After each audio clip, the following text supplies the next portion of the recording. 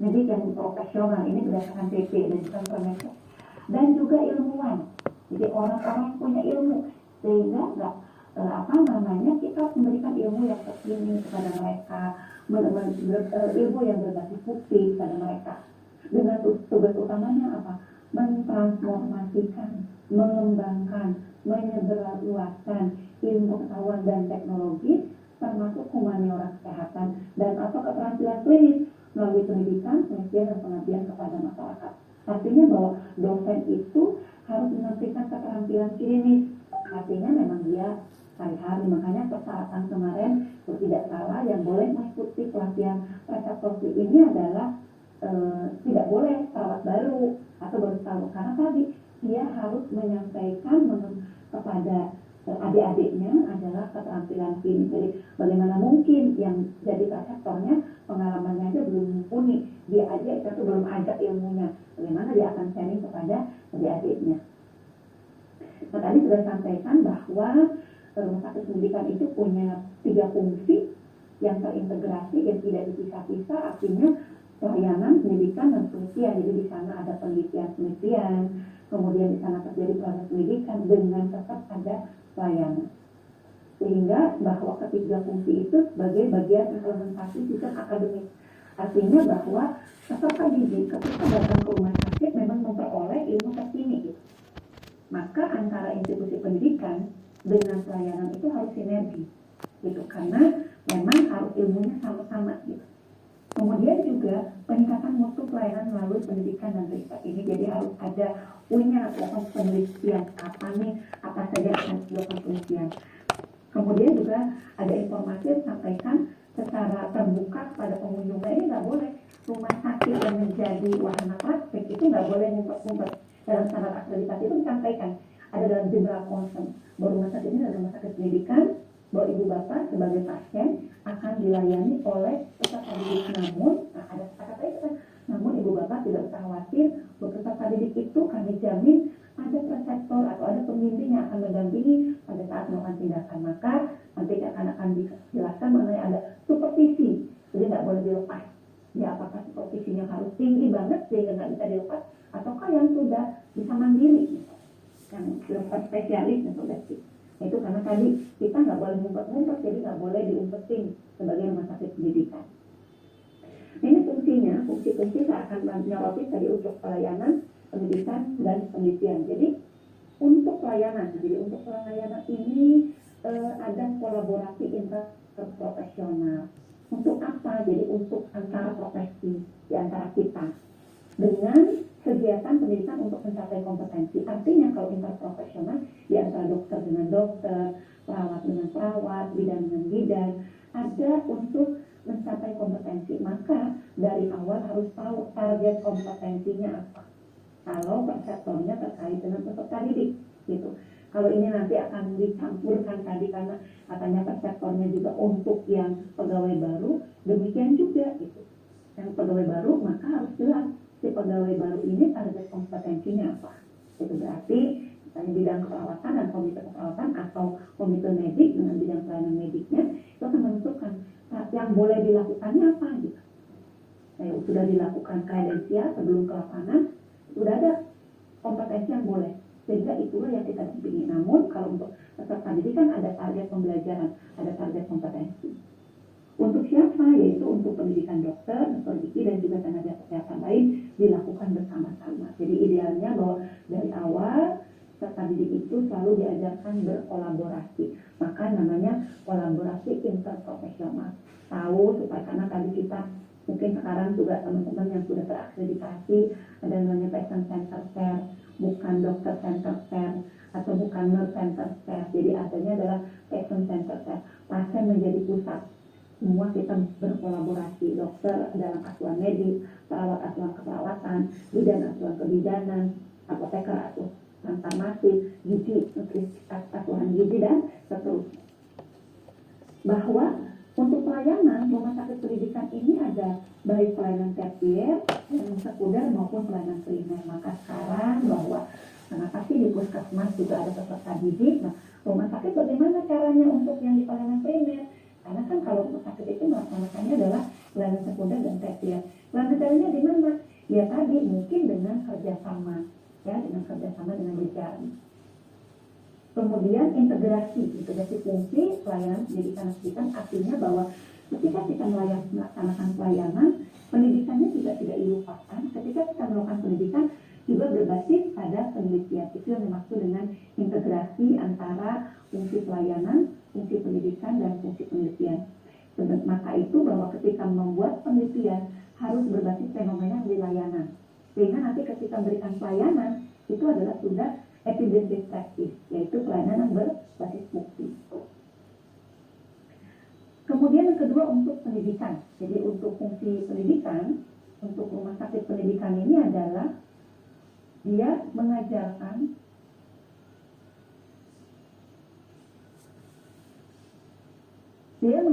bimbingan kepada dan pengawasan pada mahasiswa. Jadi sebagai dosen, jadi rumah sakit pendidikan itu harus menyediakan dosen. Dan dosen siapa? Dosen adalah profesional dan ilmuwan. Ya, harus menyediakan dosen. Nanti kita akan ada rasionya. Kalau untuk perawat, dokter, apoteker itu rasionya 1:5. Kalau untuk dokter spesialis itu 1:3, gitu ya. Jadi menyediakan dosen dengan tugas dosen apa? Dosen itu adalah melakukan bimbingan dan pengawasan terhadap mahasiswa. Jadi kita bimbing dulu, mereka harus ngapain, kalau bisa dilepas baru kita melakukan pengawasan. Kemudian yang kedua juga rumah sakit pendidikan itu dapat mengusulkan BPJP atau nakes lain untuk diangkat menjadi dosen. Berarti bekerja sama dengan institusi pendidikan. Kemudian yang ketiga, rumah sakit pendidikan itu dalam fungsi pendidikan itu adalah melaksanakan perencanaan dan seleksi bersama. Rumah sakit pendidikan, institusi pendidikan artinya kita nih mau butuh berapa sih, mahasiswanya ada berapa sehingga dosen kliniknya berapa. Itu melakukan seleksi bersama. Kemudian juga rumah sakit pendidikan itu dalam rumah sakitnya menetapkan sebagai dosen di rumah sakit dicantumkan dalam bidang keilmuannya. Misalnya ada dokter A, ini adalah spesialis ini, atau dia dokter umum dan seterusnya, atau ini adalah perawat, ini bidan, apoteker, sebagainya. Kemudian dari rumah sakit mengusulkan nomor induk dosen ke institusi pendidikan. Jadi itu adalah hal-hal yang bisa dilakukan oleh rumah sakit pendidikan dalam konteks pendidikan. Kemudian juga tugasnya adalah dalam konteks pendidikan itu menghasilkan SDM nakes, ya, menghasilkan SDM nakes sehingga menjadi tempat pemenuhan kompetensi. Maka jelas ketika datang ke rumah sakit Tarakan, target kompetensinya apa? Ketika datang ke rumah sakit Kebayoran, kompetensinya apa? Datang ke rumah sakit Pasar Minggu, target kompetensinya apa? Dengan demikian bahwa pembimbing atau preceptor tadi itu harus tahu dari awal, ini peserta didik datang ke rumah sakit saya untuk mencapai target apa, ya. Kemudian yang ketiga, rumah sakit pendidikan itu dalam konteks pendidikan dapat melakukan membina jejaring. Ya, ini untuk yang utama ya. Jadi kalau rumah sakit itu nanti saya akan jelaskan ada utama, ada satelit, ada afiliasi. Jadi rumah sakit utama itu adalah rumah sakit pendidikan melakukan pembinaan kepada rumah sakit satelit dan juga wahana pendidikan. Melakukan pembinaan proses pendidikan oleh institusi pendidikan, juga melihat jumlah kasus dan variasi kasus sehingga ketika di rumah sakit utamanya misalnya di rumah sakit Tarakan target itu tidak ada, maka dia harus cari di rumah sakit mana nih satelitnya atau jejaringnya gitu. Kemudian yang kelima adalah juga melakukan proses pendidikan multi profesi dengan interprofesi dan juga transprofesi, artinya bersama-sama. Tetapi yang paling penting adalah kelima-lima tadi, tetap keselamatan pasien dan mutu pelayanan untuk dijaga. Itu adalah prinsip-prinsip yang harus dilakukan ketika rumah sakit pendidikan melaksanakan fungsi untuk sebagai rumah sakit pendidikan.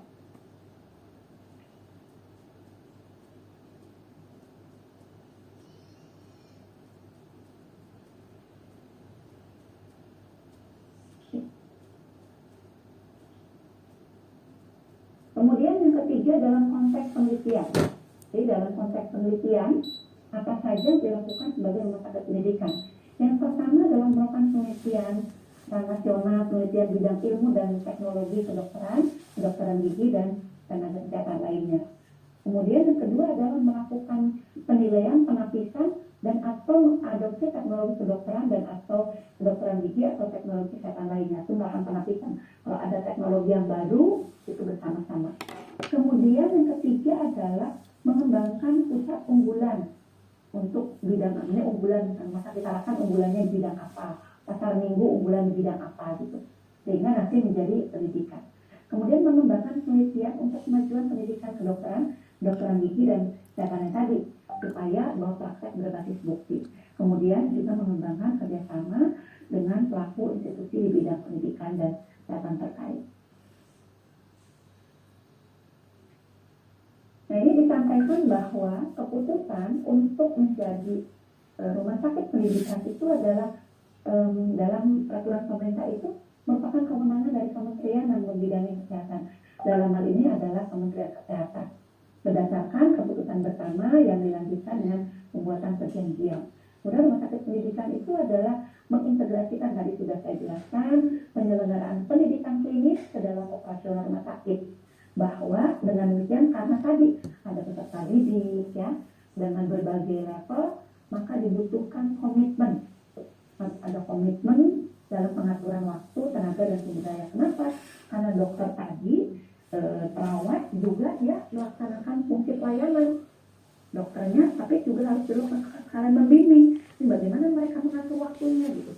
Pasien ingin dilayani, peserta didik harus dibimbing. Nah, ini maka mereka harus mengatur kenapa harus ada rasio. Karena tadi supaya fungsi pelayanan berjalan, tapi pendidikan juga dijalankan.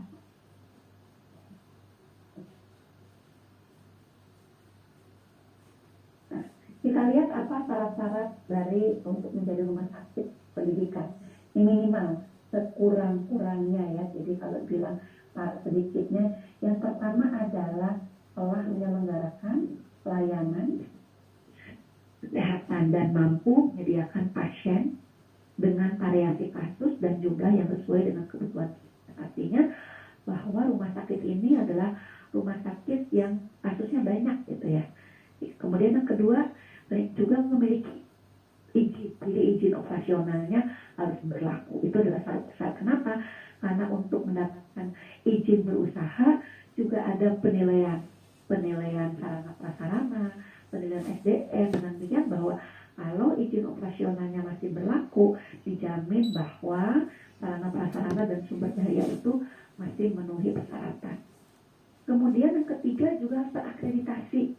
Kenapa? Karena akreditasi juga ada standar. Sekarang berdasarkan KMK 1128 ada 16 standar, termasuk di dalamnya ada standar pelayanan dalam pendidikan. Dan demikian juga ada standar-standar yang lain, misalnya ada standar keselamatan pasien, ada standar pengkajian pasien, ada standar terkait dengan akses kontinuitas pelayanan dan seterusnya. Jadi dengan demikian bahwa kalau rumah sakitnya sudah terakreditasi, maka indikator-indikator juga sudah akan terpenuhi. Kemudian berikutnya adalah memiliki dokumen perjanjian kerjasama. Jadi nggak ada perjanjiannya. Kenapa? Karena dengan perjanjian itu ada lingkup, ada ruang lingkup, ada batas kewenangan, ada hak dan kewajiban, dan seterusnya. Maka harus ada dokumen perjanjian. Karena di situ ditentukan akan level apa saja. Kemudian juga memiliki SDM yang memenuhi kualifikasi sebagai dosen, baik dosen kedokteran, dosen kedokteran gigi, ataupun kesehatan lain sesuai dengan ketentuan peraturan. Jadi harus memiliki sumber daya yang sesuai gitu ya. Maka hari ini adalah dan 5 hari ke depan itu dalam rangka tadi, karena supaya memenuhi kualifikasi.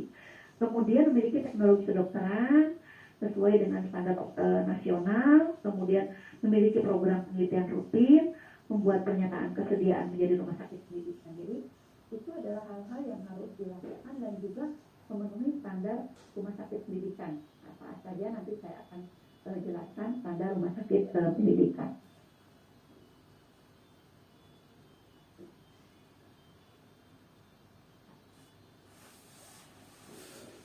Nah, apa saja rumah sakit pendidikan? Yang pertama adalah rumah sakit tadi sudah saya jelaskan memiliki kerjasama resmi ya, dengan institusi pendidikan yang telah ditandatangani oleh kedua belah pihak. Kemudian kerjasama tadi sudah dijelaskan juga harus dari bukan hanya rumah sakitnya saja, tetapi institusi pendidikannya terakreditasi. Ya, jadi kalau tadi rumah sakitnya harus terakreditasi, sekarang institusi pendidikannya juga harus terakreditasi. Kenapa? Karena dengan institusi pendidikan yang terakreditasi juga sama halnya dengan yang rumah sakit, ada standar-standar yang dipenuhi, ada elemen pembelian yang dipenuhi, ada alatnya, prasarana, dan seterusnya. Kemudian juga ada kriteria penerimaan akademik sesuai dengan kapasitas rumah sakit yang harus dicantumkan dalam perjanjian, bahwa tadi rumah sakit harus menghitung nih jumlah CI-nya ada berapa atau jumlah reseptornya punya berapa. Kemudian maka tadi harus ada dihitung nih, ada institusi pendidikannya ada berapa yang ada praktek di rumah sakit ini gitu ya. Karena tadi harus dihitung gitu. Kemudian pemilik pimpinan rumah sakit dan institusi membuat kajian tertulis sedikitnya 1 kali setahun terhadap hasil evaluasi pendidikan kesehatan yang dijalankan di rumah sakit. Jadi sama-sama di tahun sekali itu membuat raport. Ini apakah target kompetensinya kalau dari institusi pendidikan tercapai atau tidak. Oh ternyata kasusnya nggak ada, berarti dievaluasi. Atau dari rumah sakit, selama ada peserta didik, ternyata angka komplain tinggi misalnya. Ternyata angka sentinel tinggi, berarti harus dilihat. Maka tadi pemilik, pimpinan rumah sakit, pimpinan institusi itu harus membuat kajian sekurang-kurangnya 1 kali dalam setahun untuk melihat apakah program pendidikan kesehatan ini yang dijalankan di rumah sakit tadi untuk institusi pendidikannya mencapai kompetensi, atau yang rumah sakitnya apakah ada indikator-indikator mutu yang tidak tercapai atau angka komplain yang tinggi karena ada peserta didik, sehingga kita akan melakukan perbaikan di tahun berikutnya. Nah, ini ada jenis rumah sakit. Jadi ada rumah sakit itu ada rumah sakit utama, ada rumah sakit afiliasi, dan ada rumah sakit satelit. Apa itu rumah sakit utama? Rumah sakit utama adalah rumah sakit umum atau rumah sakit khusus gigi mulut yang digunakan oleh Fakultas Kedokteran dan atau Fakultas Kedokteran Gigi untuk memenuhi seluruh atau sebagian besar kurikulum guna mencapai kompetensi di bidang kedokteran atau gigi untuk tenaga kesehatan lainnya. Kemudian menyelenggarakan sekurangnya adalah 12 pelayanan medik spesialis, sedangkan rumah sakit khusus adalah 8. Kemudian punya kapasitas minimal 200 tempat tidur untuk rumah sakit umum dan 12 tempat tidur untuk perawat inap untuk rumah sakit khusus, dan 50 harus punya 50 dental unit untuk yang ditunjuk sebagai rumah sakit pendidikan utama. Tapi bisa juga bukan pendidikan utama tapi jadi afiliasi atau jadi satelit. Apa itu afiliasi atau satelit? Yaitu kalau afiliasi itu rumah sakit khusus yang digunakan oleh institusi pendidikan memenuhi kurikulum dalam rangka mencapai kompetensi spesialis, atau punya rumah sakit umum untuk unggulan pelayanan kedokteran kesehatan tertentu. Kemudian yang ketiga adalah rumah sakit satelit. Apa itu rumah sakit satelit? Adalah rumah sakit umum yang digunakan institusi pendidikan guna mencapai kompetensi tenaga kesehatan di bidang kedokteran gigi dan atau kesehatan, paling sedikit menyelenggarakan 4 pelayanan medik spesialis, itu anak, tenaga medikal bedah, yaitu 4.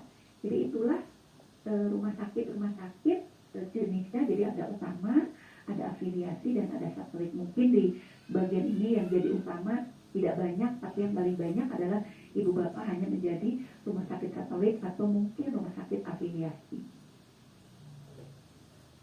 Nah, apa itu standarnya? Jadi standar untuk akreditasi itu ada di dalam KMK 16 tahun 2023, bahwa untuk rapat rumah sakit itu terakreditasi sebagai rumah sakit pendidikan itu harus ada, yang pertama adalah memiliki visi, misi, dan komitmen. Kemudian yang kedua adalah ada manajemen dan administrasi. Yang ketiga memiliki sumber daya manusia. Yang keempat ada sarana penunjang pendidikan. Yang kelima adalah punya perancangan dan pelaksanaan program pendidikan klinis yang berkualitas. Itu adalah berdasarkan KMK 16 tahun 2023. Ini persyaratannya sudah saya sampaikan, bahwa persyaratan awal ada jumlah variasi kasus, perizinan berusaha, terakreditasi, ada perjanjian, memiliki SDM, memiliki teknologi kedokteran, ada program penelitian, ada melakukan penyataan kesediaan pemilik untuk menjadi tempat pendidikan dan juga memenuhi standar rumah sakit pendidikan. Setelah itu baru masuk standar. Ya, nanti akan dilihat ini dilakukan survei atau visitasi dari Kementerian Kesehatan dan juga dari Asosiasi Rumah Sakit Pendidikan dan juga dari institusi pendidikan, yaitu melihat 5 standarnya, yaitu visi misinya bagaimana, administrasinya bagaimana, sumber daya manusianya bagaimana, sarana penunjangnya bagaimana, rancangan program pendidikannya bagaimana, dan juga adalah kelima tadi harus menerapkan patient-centered care dan interprofessional practice kolaborasi. Kalau memenuhi itu semua, baru ditetapkan oleh keputusan Menteri Kesehatan ditunjuk sebagai rumah sakit pendidikan. Ini visinya, jadi visi itu adalah berorientasi pada pendidikan tercantum dalam ini yang paling penting Ibu Bapak untuk rumah sakit yang menjadi rumah sakit pendidikan pertama atau dalam persiapan menjadi rumah sakit pendidikan, maka visi misi tadi harus tercantum dalam hospital bylaw, jadi harus ada jalan ABL-nya, kemudian harus ada dalam Renstra dan harus ada dalam dokumen tata kelola rumah sakit. Jadi visi misinya bagaimana terkait dengan berorientasi pada pendidikan dan tercantum ada kata-kata berorientasi pada pendidikan. Kemudian yang kedua yaitu komitmen sebagai rumah sakit pendidikan mencakup kegiatan pendidikannya bagaimana, kegiatan penelitiannya, kegiatan pengabdian kepada masyarakat dalam Renstra. Jadi harus juga tertuang. Jadi dalam Renstra, dalam RSD atau dalam dokumen tata kelola bagaimana kegiatan pendidikan, kegiatan penelitian, dan kegiatan pengabdian masyarakat. Kemudian ini contoh perjanjian kerjasamanya memuat antara lain adalah ada tujuan, ada ruang lingkup, ada tanggung jawab bersama, jadi tanggung jawabnya apa saja, hak dan kewajiban para pihak, pendanaan juga disebutkan, bagaimana pendanaannya, kemudian bagaimana proses rekrutmen dosen dan tenaga pendidikan, bagaimana kerjasama dengan pihak ketiga, kemudian bagaimana pembentukan komite koordinasi pendidikan, bagaimana tanggung jawab hukum, artinya kalau ada apa-apa itu seperti apa, kemudian termasuk kalau ada force major, keadaan memaksa, bagaimana penanganannya, kemudian bagaimana ketentuan pelaksanaan, jangka waktunya berapa lama, dan bagaimana kalau ada perselisihan. Itu harus dicantumkan untuk ini adalah rumah sakit pendidikan utama.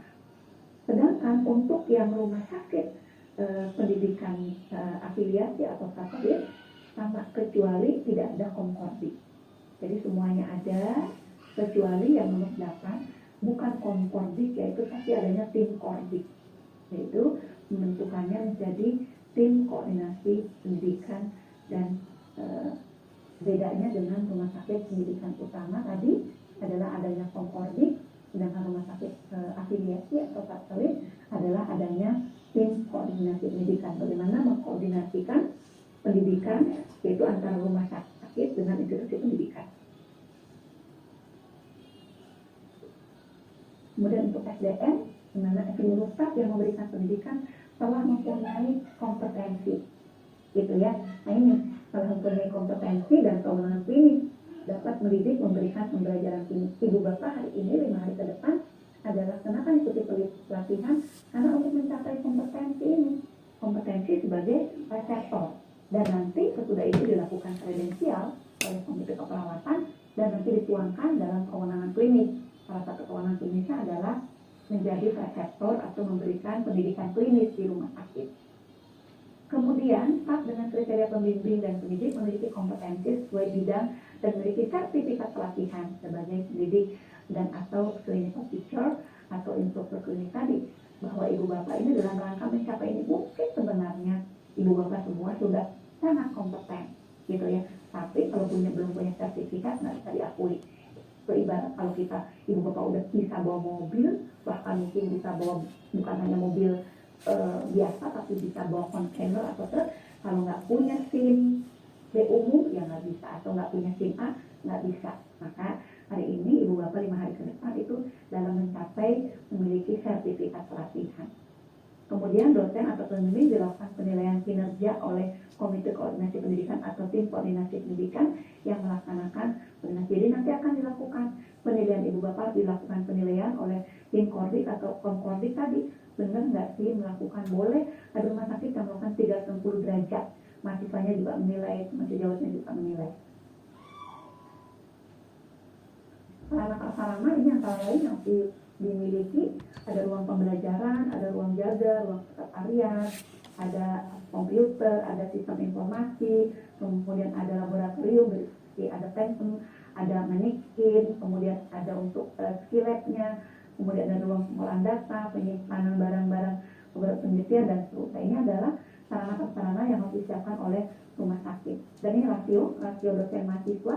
Jadi kalau untuk pendidikan dokter itu rasionya 1:5, kalau dokter spesialis atau dokter gigi spesialis dan juga subspesialis itu adalah 1:3, pendidikan keperawatan 1:5, dan nakes lainnya adalah 1:5. Ini rumah sakit harus memiliki tata kelola yang baik. Jadi rumah sakit pendidikan itu harus memiliki tata kelola yang baik, perkembangan ilmu berbasis bukti, sehingga tadi pentingnya penelitian. Dan juga tidak kalah penting adalah memperhatikan aspek etika profesi dan hukum, sehingga dan juga harus melakukan pelayanan kesehatan terintegrasi, dilakukan secara kolaborasi interprofesional, mengintegrasikan tadi 3 fungsi dan dilakukan bersama-sama untuk mencapai kompetensi. Tadi sudah disampaikan menyediakan dosen, kemudian berperan dalam menghasilkan dokter, juga tenaga kesehatan lain, membina rumah sakit, menyediakan pasien, ini juga sudah dengan kasusnya, juga mempertimbangkan keselamatan pasien.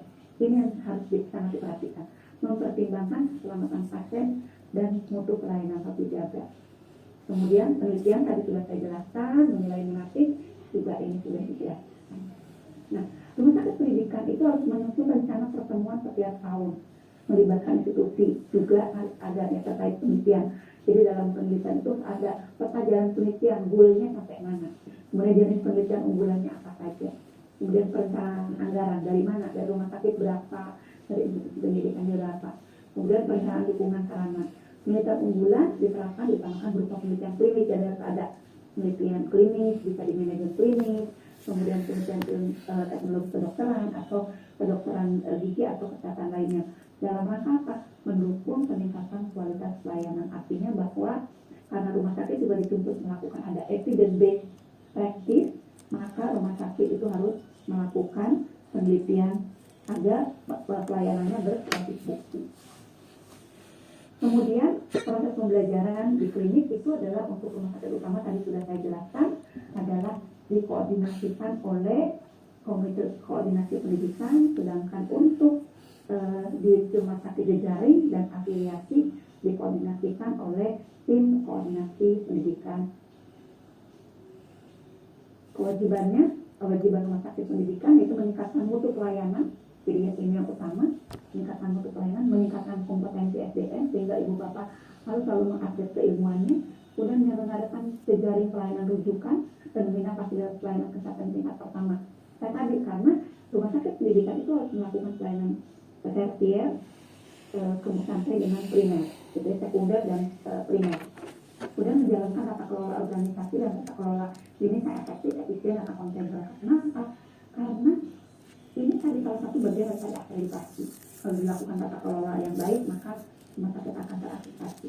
Kemudian juga meningkatkan fasilitas peralatan untuk mendukung pendidikan kedokteran gigi ataupun kesehatan lain dengan perkembangan teknologi berdasarkan fungsi dan fasilitasnya.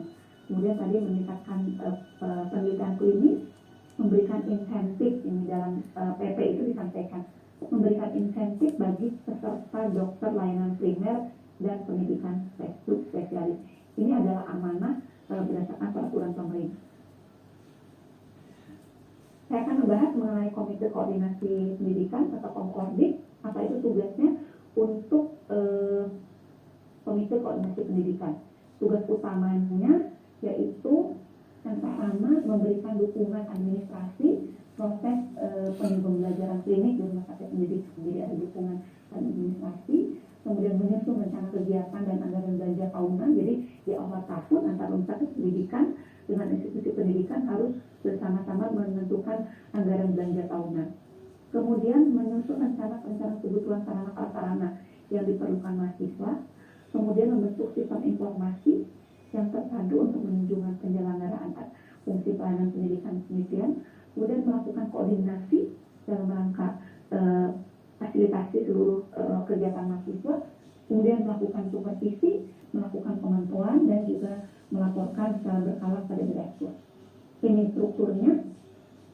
Ada kalau untuk yang utama, yang komite koordinasi pendidikan, jadi ketuanya dari institusi pendidikan dari rumah sakit, kemudian wakilnya dari institusi pendidikan, kemudian sekretaris dari rumah sakit, dan ada anggotanya dari rumah sakit pendidikan, dari institusinya, kemudian dan juga dari rumah sakit satelit atau dari wahana pendidikan. Kemudian kalau tim Pordik lebih sederhana, ketuanya dari rumah sakit, kemudian sekretarisnya adalah dari institusi pendidikan, kemudian ada anggota-anggota. Mungkin itu yang disampaikan untuk materi yang pertama. Kita punya waktu kurang lebih 5 menit kalau ada yang mau ditanyakan.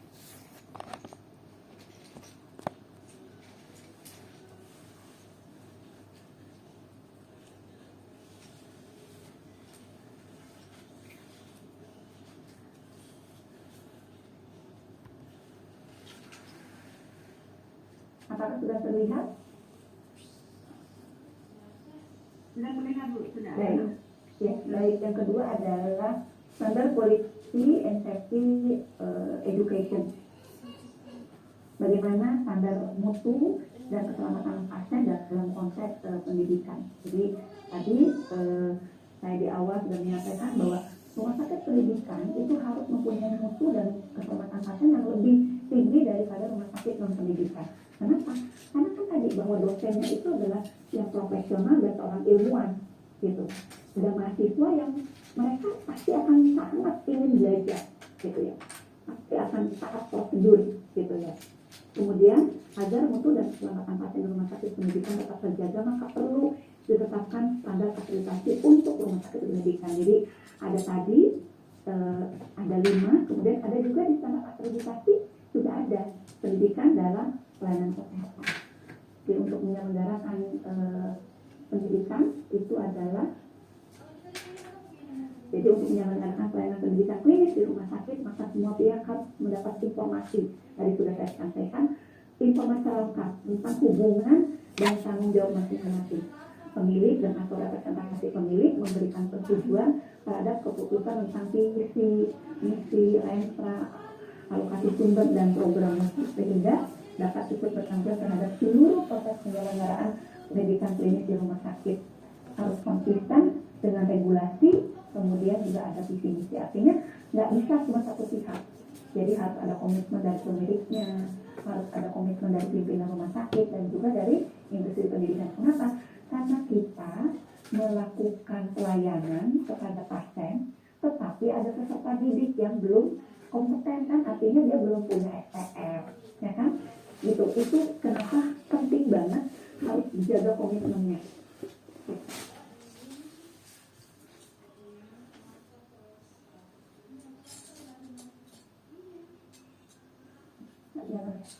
Oke.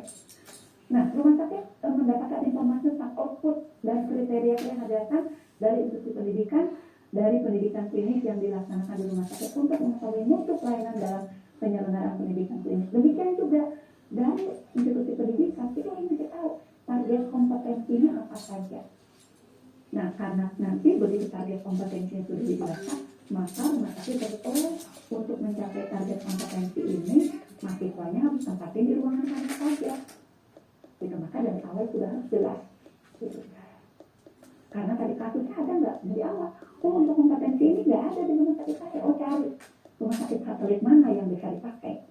Kemudian rumah sakit menyetujui output serta kriteria penilaian pendidikan dan harus dimasukkan dalam penjajian kerjasama organisasi yang koordinasi pendidikan klinis untuk melaksanakan monitor. Artinya bahwa output itu harus dibahas bersama-sama, disepakati. Oke, sepakat ya. Karena tadi begitu lulus itu rumah sakit punya tanggung jawab mencetak, melahirkan, bukan hanya pendidikan saja. Rumah sakit juga punya tanggung jawab. Dan dalam pelaksanaannya, maka program pendidikan tadi harus senantiasa menjamin mutu dan keselamatan pasien. Jadi selalu harus menjadi nomor satu nih mutu dan keselamatan pasien. Ada mahasiswa, nggak ada mahasiswa, harus sama pelayanannya. Itu ya Pak. Ya.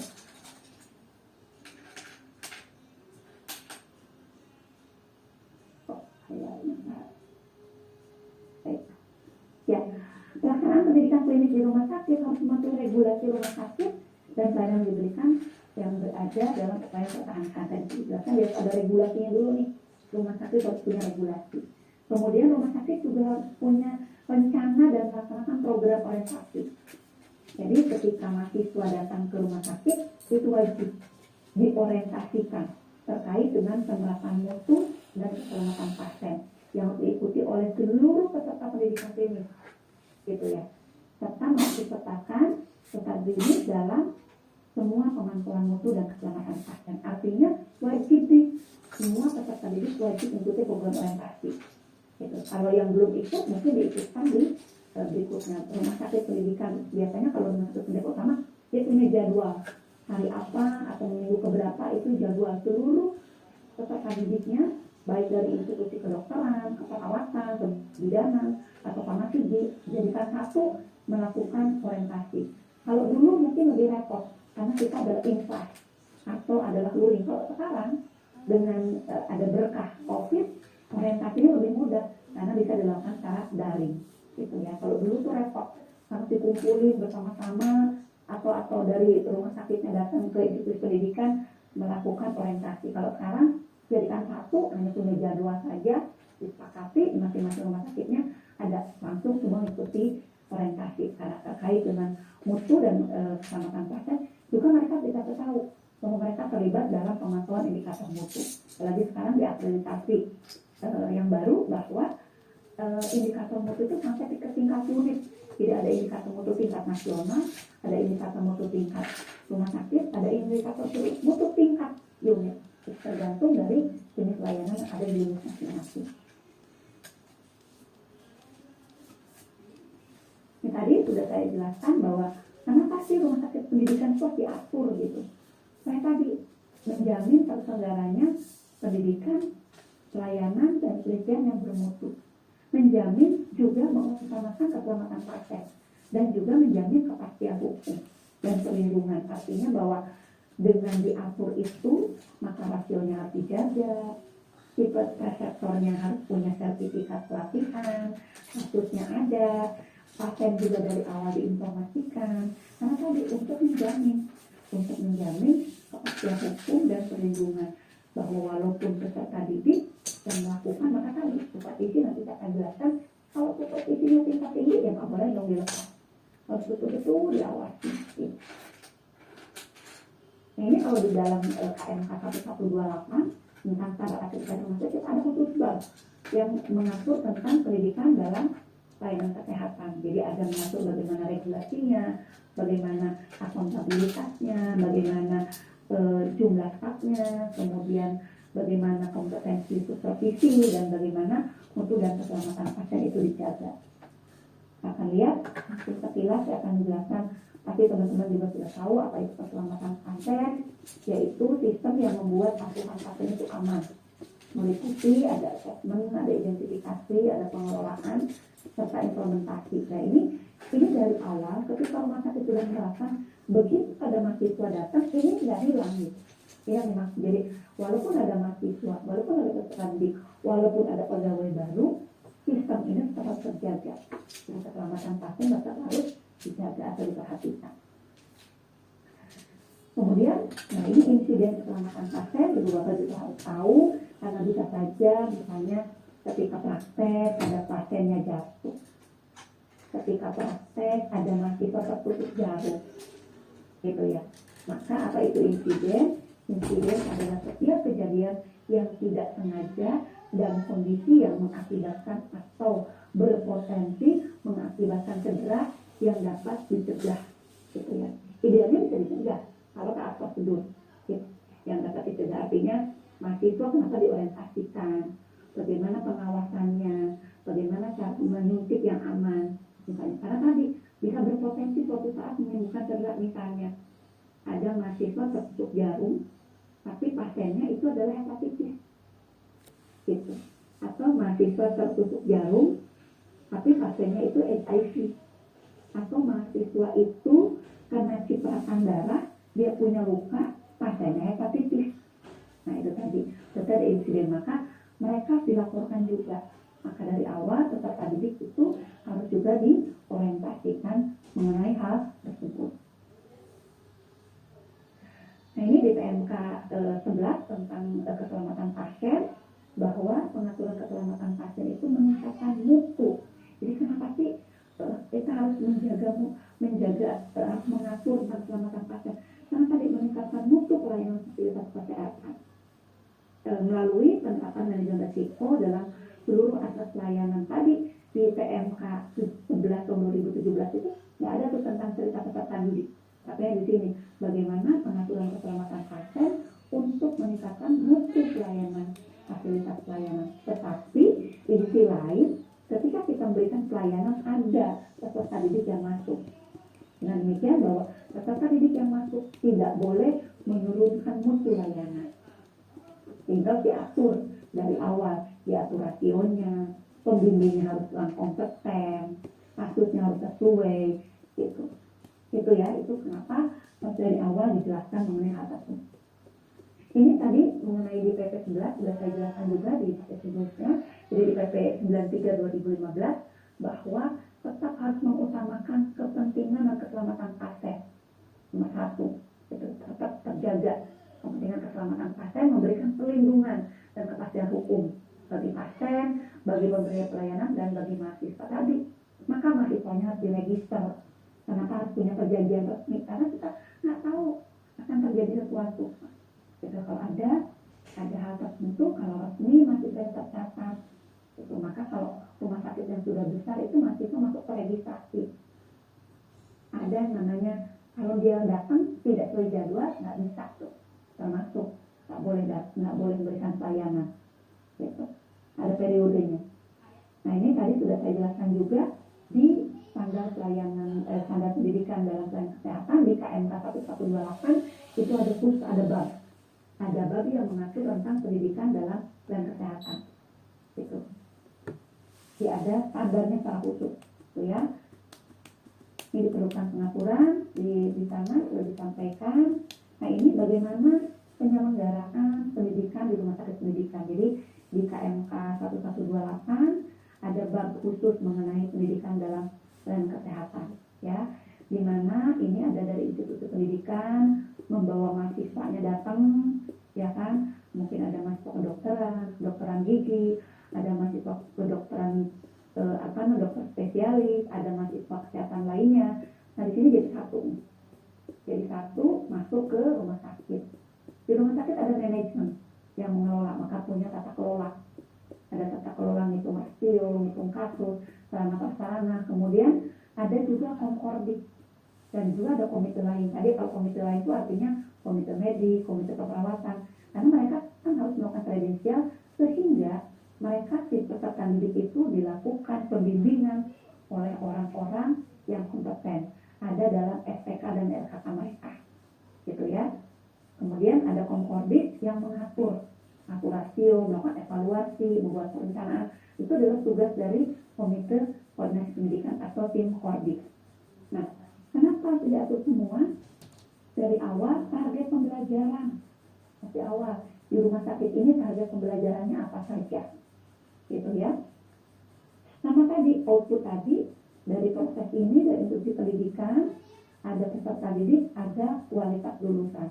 Perjalanannya maka tadi waktu sambutan journey, perjalanan, gitu ya. Jalan aja, nggak usah lari katanya. Nah, mahasiswa itu ketika belajar dia harus dalam perjalanan, tidak boleh pelarian. Karena hidup adalah perjalanan, bukan hidup itu pelarian, gitu ya. Nggak usah lari-lari deh, jalan aja gitu ya. Jadi mereka begitu jalanan.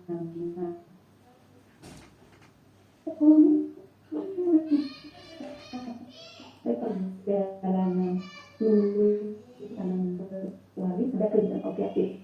Jadi harus ada keseimbangan antara institusi pendidikan dengan pelayanan.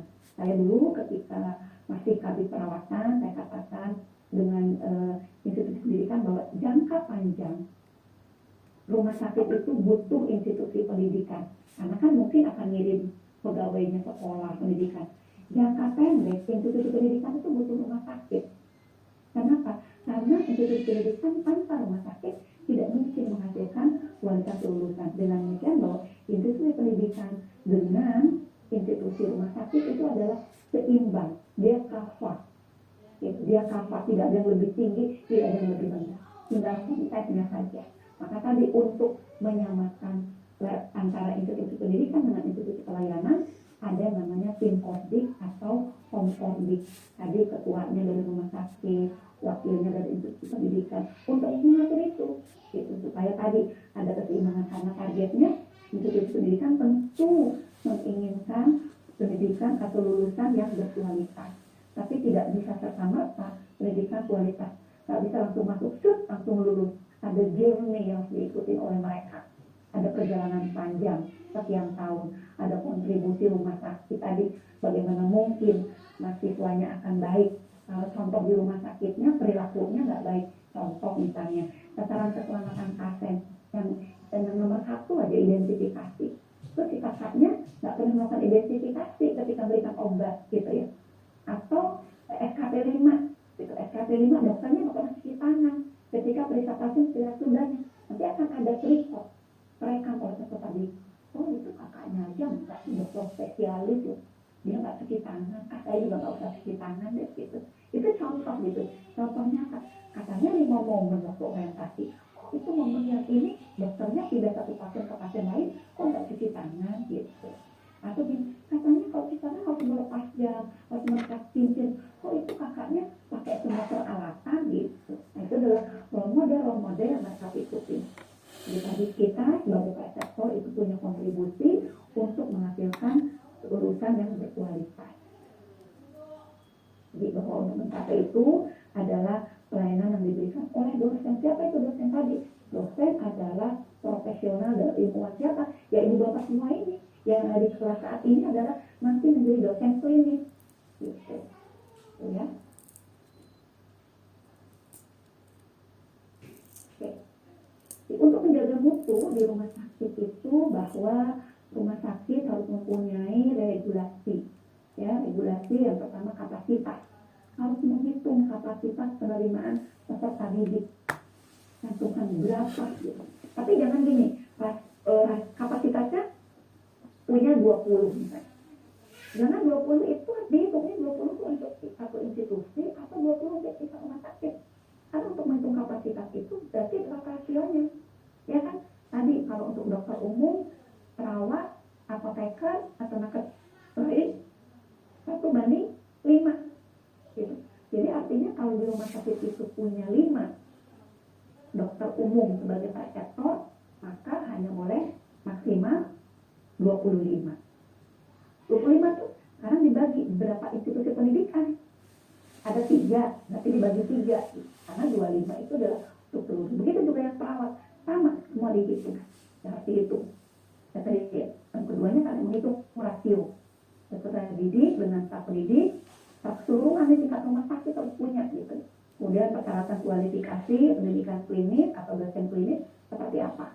Sharing waktu saya di ketika keperawatan di rumah sakit Fatmawati bahwa yang boleh menjadi clinical instructor atau itu adalah minimal perawat klinik level 3. Silahkan rumah sakit lain mau seperti apa. Karena tadi dia kan harus mentransfer ilmunya, harus mentransfer pengalamannya gitu kan kepada adik-adiknya, harus bimbing. Kalau dia sendiri masih butuh bimbingan, bagaimana gitu. Kemudian peserta pendidikan juga dipertimbangkan berdasarkan masa pendidikan dan level kompetensi harus punya. Kemudian juga harus mempunyai dokumen-dokumen surat keterangan peserta didik dari itu harus punya tuh. Harus punya rekapan peserta didik periode ini berapa, namanya siapa. Kemudian ijazah SPR dan surat izin misalkan untuk yang kalau dokter spesialis. Kemudian ada klasifikasi akademik, kemudian identifikasi kompetensi untuk pendidikan klinis dan juga laporan capaian kompetensi. Maka tadi tahun sekali antara pemilik institusi pendidikan dan juga institusi rumah sakit melakukan evaluasi untuk apa mencapai. Kok kemarin di awal tahun kompetensinya ada sekian, tapi kok tidak tercapai? Kenapa? Oh kasusnya mahasiswanya kebanyakan rasionya tidak dipenuhi, contohnya seperti itu.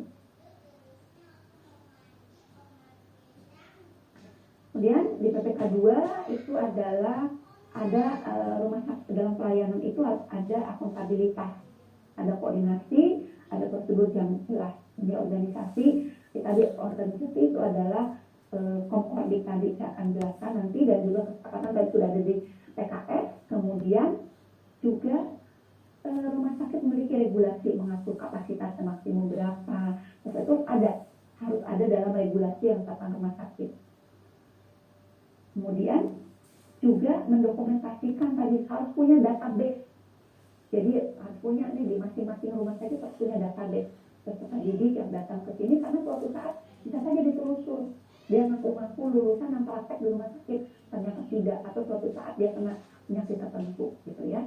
Kemudian rumah sakit juga punya dokumen, paling sedikit tadi ada, sudah saya jelaskan, ada surat keterangan peserta didik, ada ijazah, kemudian ada klasifikasi akademik, kemudian identifikasi kompetensi dan laporan capaian kompetensi.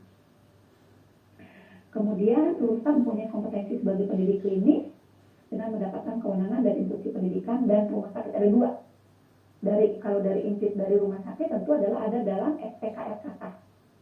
Ya, tapi dari instruksi pendidikan penunjukan sebagai dosen klinis diusulkan, udah nanti dapat SK sebagai dosen klinis gitu.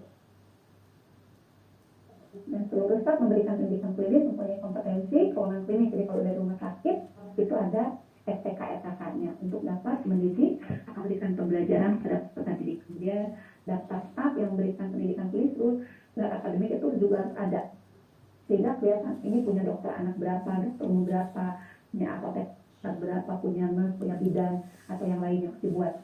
Kemudian seluruh staf yang memberikan pendidikan harus memenuhi persyaratan kredensial dan mempunyai kewenangan klinis untuk melaksanakan pendidikan klinis. Jadi harus dilakukan kredensial oleh komite medik, oleh komite keperawatan, oleh komite nakes lain. Kemudian setelah itu dibuat rincian kewenangan klinisnya, baru nanti ada surat penugasan klinis atau SPK. Kemudian di PPK 5, rumah sakit mengatakan pelaksanaan dijalankan setiap jenis. Kemudian yang aman bagaimana yang aman? Yang aman itu adalah dari adanya supervisi. Jadi supervisi dalam pendidikan menjadi tanggung jawab staf klinis. Jadi nggak bisa peserta didiknya dilepas begitu saja. Harus ada supervisi. Supervisi dilakukan memastikan asuhan yang aman. Merupakan proses belajar bagi peserta pendidikan sesuai dengan jenjang pembelajaran. Jadi nanti saya jelaskan level-level supervisi. Jadi setiap peserta pendidikan klinis di rumah sakit mengerti proses supervisi. Dia harus tahu nih, saya level supervisinya, saya akan disupervisinya kapan. Kita harus tahu. Kemudian melakukan supervisi, frekuensi, dan dia oleh siapa akan disupervisi. Kemudian pelaksanaan supervisi didokumentasikan dalam logbook, harus ada dokumentasinya. Atau sistem dokumentasi lain yang diberikan, jadi harus ada ketetapan. Kemudian nanti akan saya jelaskan mengenai level-level supervisi. Di standar 6, yaitu dalam pelaksanaan program pendidikan, senantiasa menjamin mutu dan keselamatan pasien. Rumah sakit memiliki rencana melaksanakan program orientasi, ya, menerapkan konsep mutu dan keselamatan pasien yang diikuti oleh seluruh pendidik klinis, serta mengikutkan peserta didik dalam semua kemampuan mutu dan keselamatan pasien. Ya, mereka harus tahu, oh ketika dia fasenya di IGD harus tahu indikator mutu prioritas IGD apa saja. Ketika dia fasenya di rawat jalan harus tahu, ketika dirawat inap, ketika di kamar operasi, ketika di ruangan ICU dan seterusnya. Mereka harus tahu indikator prioritas unitnya apa, sehingga mereka juga terlibat dalam pemantauan mutu dan keselamatan pasien. Ketika orientasi minimal, boleh nggak lebih boleh, tapi ini tidak boleh kurang. Yang 4 ini nggak boleh kurang. Yang pertama dalam program rumah sakit terkait mutu dan keselamatan pasien, harus ada program mutunya apa saja. Jadi ada orang biasanya melakukan adalah dari komite mutu, di komite mutu rumah sakit. Kemudian yang kedua adalah program pengendalian infeksi.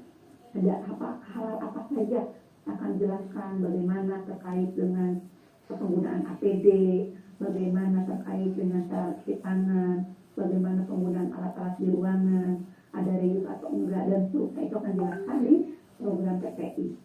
Kemudian yang ketiga, program keselamatan penggunaan obat. Ini adalah misalnya bagaimana cara persiapan, mana yang boleh dilakukan, mana yang tidak, kemudian bagaimana cara order, bagaimana cara pemberian obat, prinsip pemberian obat, benar, dan seterusnya. Itu akan dijelaskan.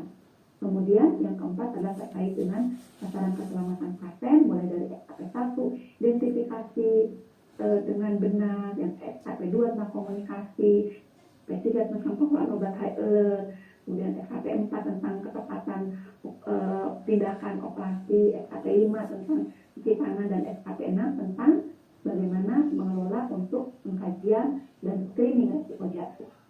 Sudah, ini minimal yang harus dilakukan. Artinya wajib hukumnya yang 4 ini terkait dengan keselamatan pasien, terkait PPI, terkait dengan PKPO, terkait dengan SKP, itu wajib dilakukan ketika orientasi.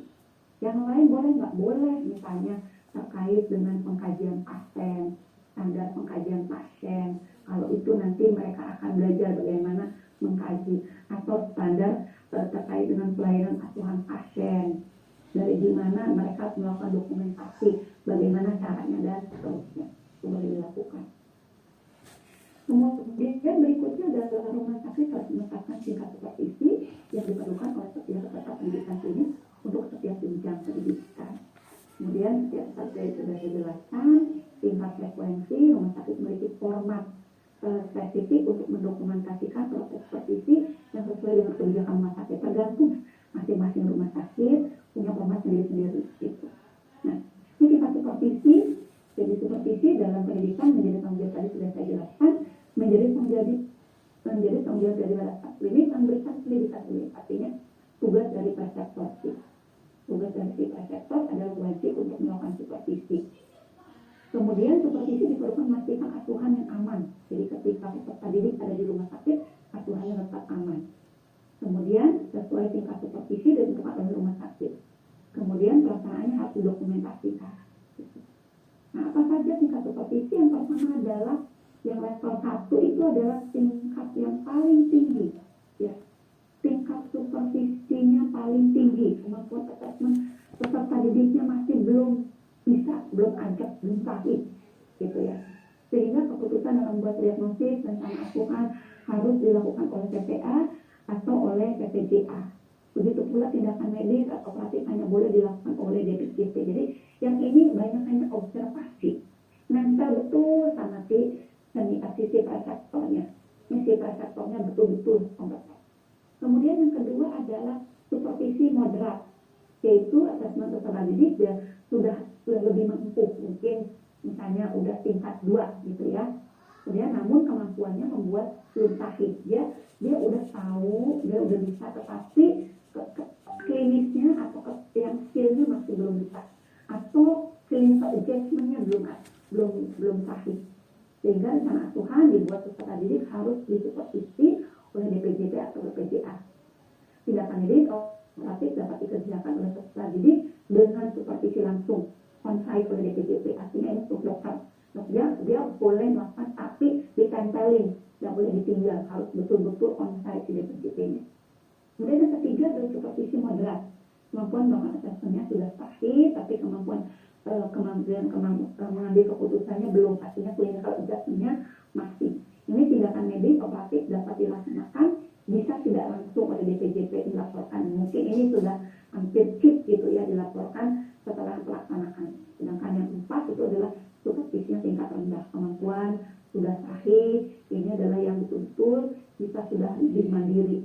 Itu adalah tingkat-tingkat supervisi yang harus dilakukan di rumah sakit. Dan peserta didik selanjutnya diikutsertakan dalam peningkatan mutu dan keselamatan pasien. Kemudian penugasan peserta didik dan pelaksanaan program mutu dan keselamatan pasien diatur bersama antara organisasi tadi oleh Komkordik atau oleh Timkordik. Kemudian rumah sakit harus membuktikan, nah ini yang penting, rumah sakit harus membuktikan bahwa adanya peserta didik di rumah sakit tidak menurunkan mutu pelayanan dan tidak membahayakan pelayanan pasien. Gimana caranya? Ya membagikan. Apakah tidak ada peserta didik yang peserta didik? Ada nggak insiden keselamatan pasien? Ada nggak angka kompleks? Ada nggak tingkat tidak puasnya yang menjadi rendah?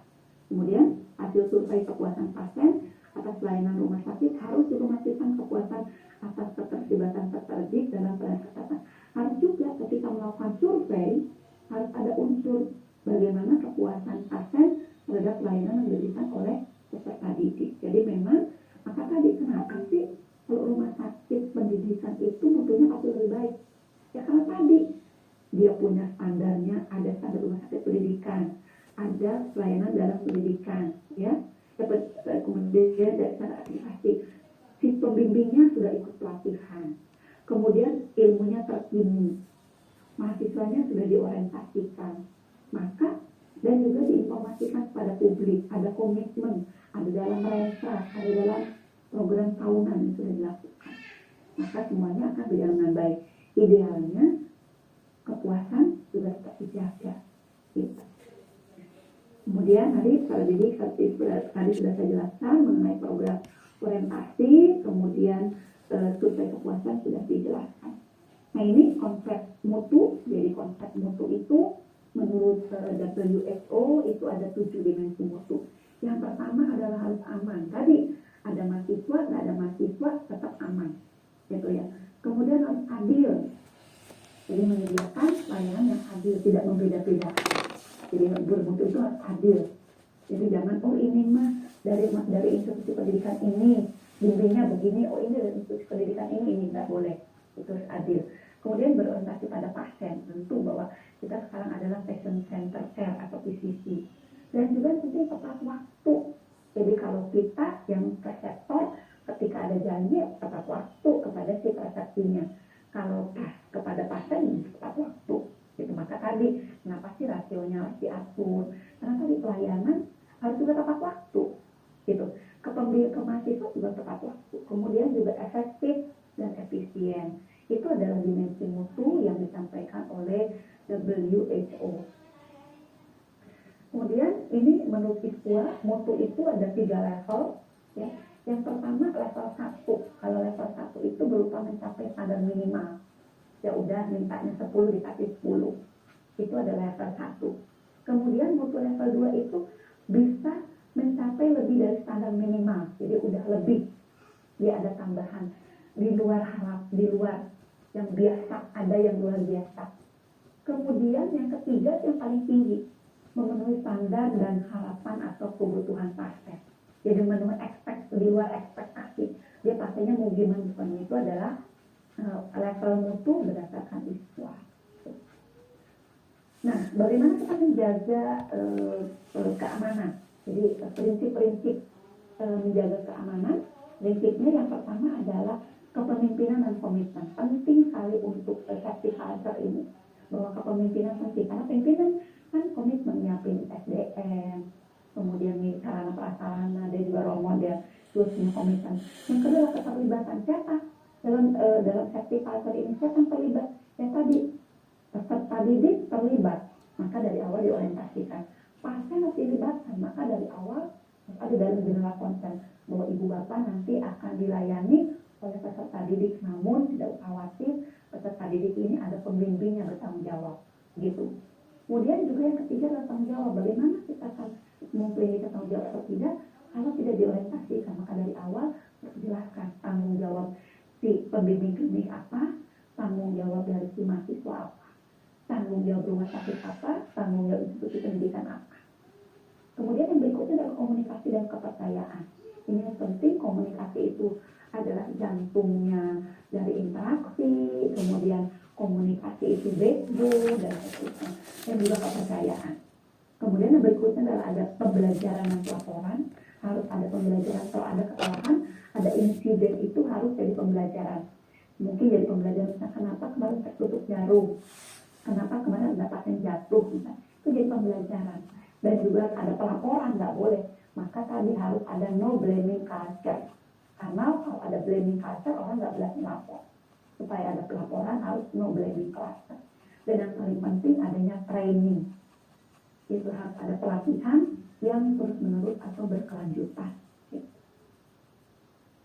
Nah, ini dimensi budaya keselamatan. Yang pertama adalah harus ada leadership culture, kemudian harus ada teamwork culture, harus ada culture evidence based, harus ada communication culture, harus ada learning culture, harus ada just culture, kemudian harus ada passion center culture. Jadi ini adalah bagaimana menciptakan budaya keselamatan pasien. Jadi ada leadership culture dari mulai pimpinan tertinggi sampai bawah, semuanya komitmen, harus bekerja sama, ada kolaborasi, harus ada bagaimana praktek berbasis bukti, bagaimana selalu komunikasi, bagaimana belajar bersama, bagaimana belajar dari kesalahan, dan bagaimana mengutamakan keselamatan pasien.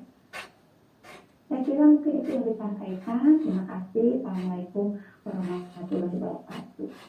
Saya kembalikan ke Bu Yuli.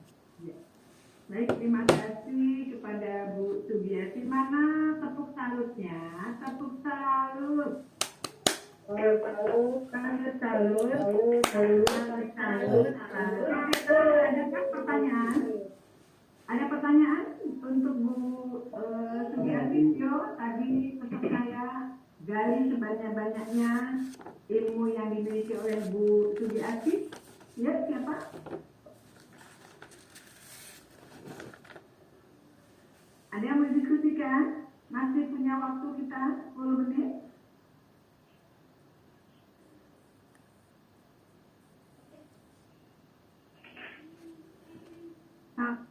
Izin bertanya boleh, Kak?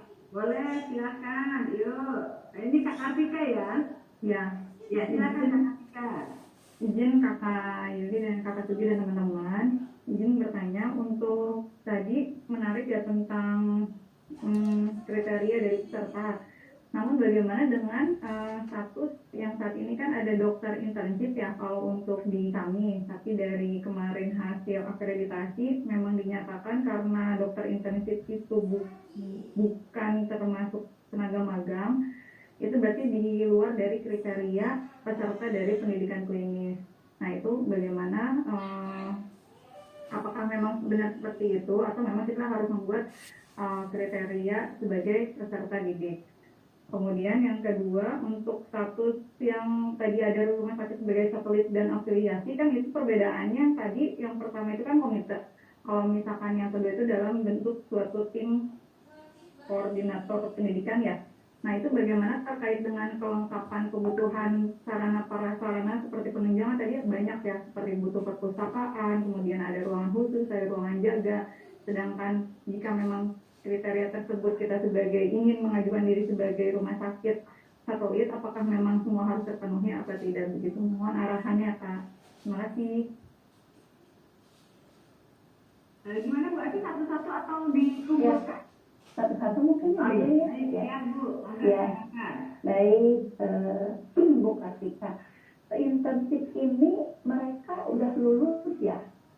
Ya, sudah lulus ya, dan sudah punya tadi. Betul, ya. Jadi kalau konteksnya dalam institusi pendidikan, itu mereka kan sudah lepas dari institusi pendidikan. Tetapi kalau dianggap sebagai pegawai baru di rumah sakit tersebut, seperti diberlakukan seperti pegawai baru, gitu. Berlakunya seperti pegawai baru ini kan mereka dari luar datang ke tempat kita. Jadi tapi misalnya diberlakukan seperti peserta didik, dia diberlakukannya adalah sebagai pegawai baru. Maka tadi di awal juga waktu pembukaan bahwa diharapkan PTP ini bukan hanya untuk peserta didik, tapi juga untuk pegawai baru. Nah tadi si yang internship tadi adalah bilang, maka dari awal ketika datang ke rumah sakit ibu bapak, internship targetnya mau apa? Dari awal tetap harus jelas targetnya. Sampai di situ mau ngapain gitu, supaya kewenangannya juga jelas gitu. Itu Bu Kartika. Baik Kakak Sugi, terima kasih. Yang kedua mungkin ya, jadi kalau persyaratan itu nanti akan dibahas bersama-sama. Karena untuk jadi rumah sakit pendidikan jadi tidak mudah. Kalau satelit, apakah nanti lengkap atau enggak? Memang yang idealnya kan lengkap. Punya ini, punya itu. Karena tadi jangan sampai kita ada mahasiswa datang ke rumah sakit kita, mereka tidak mendapatkan apa-apa. Dia tidak mendapatkan fasilitas hal yang mereka harus dapat.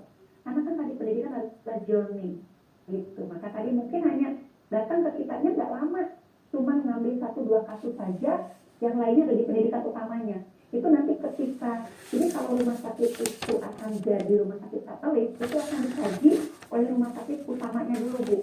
Jadi rumah sakit utamanya akan melakukan kajian, jadi itu tripartit, kemudian bersama institusi pendidikan. Dikaji dulu apakah layak atau enggak. Jadi yang menentukan institusi pendidikan dan juga rumah sakit pendidikan utamanya. Kalau dinyatakan oke, baru akan ditunjuk. Akan ada PKS kan juga tripartit. Ada dari direktur rumah sakit yang satelitnya, kemudian dengan institusi pendidikan diketahui oleh direktur rumah sakit utama. Begitu, Bu. Itu ya. Baik, terima kasih. Oke. Baik, selanjutnya mohon izin mikrofon diaktifkan Pak Ridwan. Kak Ridwan, monggo. Kak Ridwan. Ya, izin Bu. Ya, Silakan. Terdengar? Halo.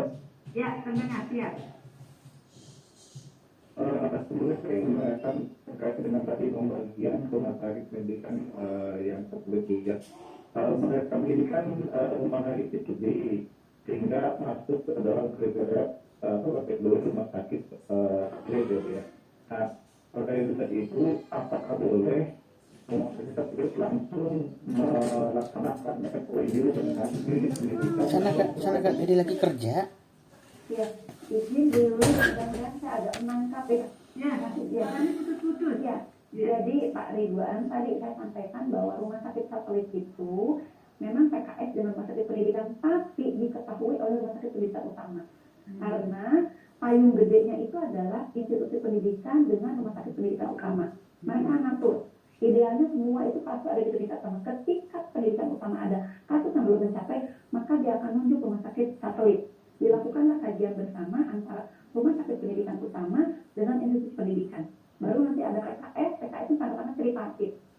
Direktur rumah sakit, kemudian direktur institusi pendidikan, dan kepala institusi pendidikan, dan direktur rumah sakit pendidikan utama. Begitu. Gimana Pak Ida?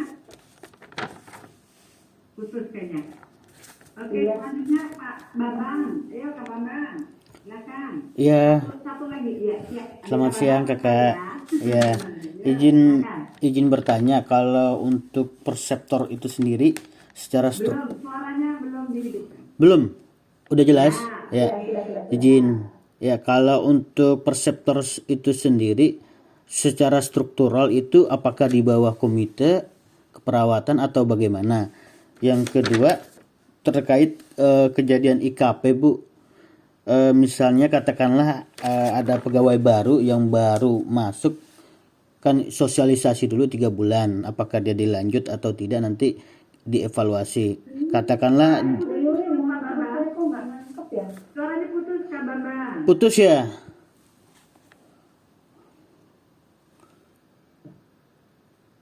Bu Yuri, mohon maaf, saya kok nggak dengar ya suaranya. Ya Bu, udah Japri Bu, memang suaranya terputus. Iya.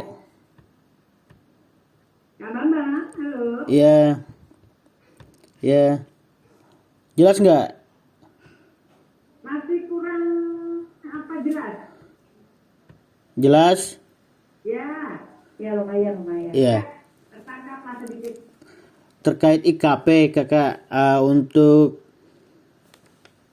katakanlah ada pegawai baru masuk 1 bulan dan dia akan lagi sosialisasi selama 3 bulan. Nanti akan dievaluasi selama 3 bulan apakah dia lanjut atau tidak. Terkait itu selama 3 bulan itu misalnya ada melakukan insiden keselamatan pasien, misalnya katakanlah salah masukin obat, itu peran perseptor bagaimana ya? Itu aja. Iya, saya mudah-mudahan nangkep nih ya. Jadi ada pegawai baru Bu. Ya, tertutup ya, betul. Ya, tadi. Ya, prinsipnya gini, ketika ada pegawai baru, tugas daripada preseptor berarti kan harus ketemu dulu nih, oke ya, kamu ini target kompetensi 1, 2, 3, 4, 5. Dan secara umum kan kalau dalam konteks pegawai, sesuai standar akreditasi di KPS 8 itu kan semua pegawai wajib dilakukan orientasi umum dan orientasi khusus. Dan itu wajib loh ya di KPS. Kemudian ketika nanti sudah ditunjuk, misalnya ini siapa, Pak Bambang, Pak Bambang jadi presektor, tunjuk ketemu, oke ya. Si kepala ruangan dan si, ini maaf, Bambang ini dokter atau Nurse. Perawat, Bu. Perawat. Oke. Iya. Misalnya Mas Bambang perawat, berarti habis perawatannya menentukan target orientasinya apa saja. Kalau ditempatkannya di ruang maternitas, targetnya apa saja. Gitu. Kalau yang umum kan tadi keselamatan, dari awal sudah dibuat target komponen 1, 2, 3, 4. Itu dilakukan, kemudian mana yang boleh dilakukan, mana yang tidak boleh dilakukan. Sejauh bahwa, dan berarti kan kita lihat sih dia udah bisa nggak yang ngambil. Mungkin kalau yang pertama, kamu lihat dulu ya, kakak mau melakukan tindakan ini. Kamu berhasil. Kamu lihat dulu ya, kalau dia bisa, awasin 1 kali. Nah, dia lihat kita, kemudian ketika dia melakukan, kita lihat dia, kemudian baru kalau ada apa-apa selalu lapor ya. Ketika tadi misalnya ada insiden tertutup yang harus dilihat, apakah sudah ada diorientasikan. Jadi kesalahannya nih proporsional. Apakah sudah diorientasikan? Apakah sudah jelas apakah SPO-nya sudah dikasih tahu? Apakah tahapan bimbingan sudah berjalan? Semua kalau sudah dilakukan, maka tanggung jawabnya bukan ada di preseptor.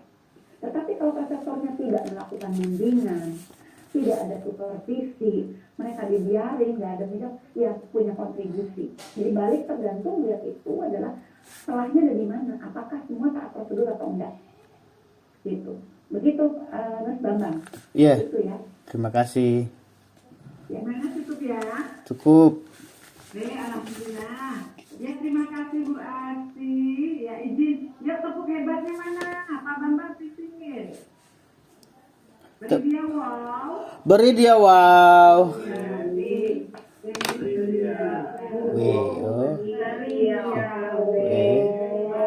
Wow. luar biasa. Baik.